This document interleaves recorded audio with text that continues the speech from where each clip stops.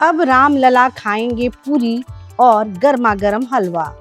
अब वो पहनेंगे मोटे भारी पोशाक।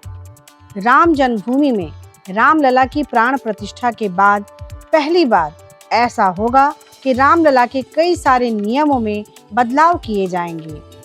ऐसा क्यों किया जा रहा है, क्या है इसके पीछे की वजह, चलिए इस वीडियो में जानते हैं। 500 साल टेंट में रहने के बाद 22 जनवरी 2024 को रामलला की राम मंदिर में प्राण प्रतिष्ठा हुई थी। उस समय सर्दी का ही मौसम था, लेकिन जाती हुई सर्दी के चलते उनके पहनावे में इसका कोई असर नजर नहीं आया। लेकिन अब राम जन्मभूमि मंदिर का लोकार्पण और रामलला की प्राण प्रतिष्ठा के बाद पहली बार ठंड का मौसम आया है।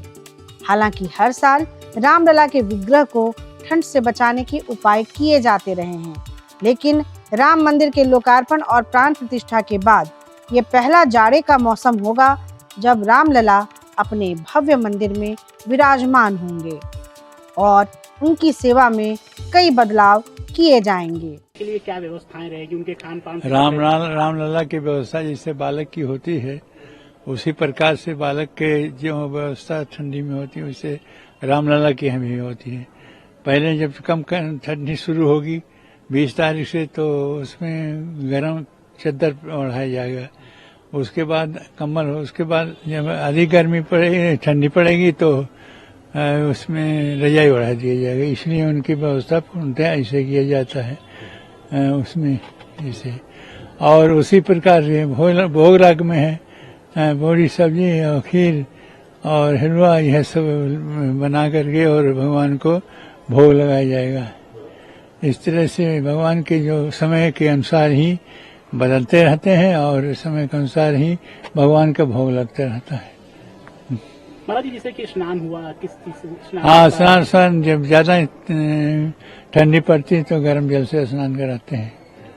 इसलिए स्नान का, भोग का सारी व्यवस्थाएं जो है, जब गर्म की आवश्यकता पड़ती है, ठंडी ज्यादा पड़ती है, तो इसमें जल का भी, कपड़े का भी और भोजन का, भोग का, इस सब की व्यवस्था होती है। भोजन में गर्म चीजें क्या महाराज? भोजन जैसे पूरी हुआ गर्म, हलवा हुआ गर्म और तस्मई हुआ गर्म, ये सब चीज लगना है।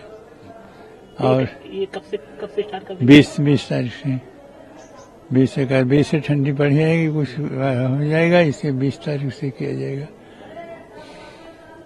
श्री राम जन्मभूमि मंदिर के मुख्य पुजारी आचार्य सत्येंद्र दास के मुताबिक रामलला को 20 नवंबर से रजाई ओढ़ाई जाएगी।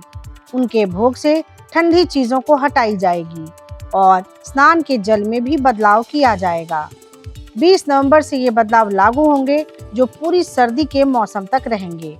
फिर गर्मी आते ही बाल, रामलला के वस्त्र और खान पान बदल दिए जाएंगे।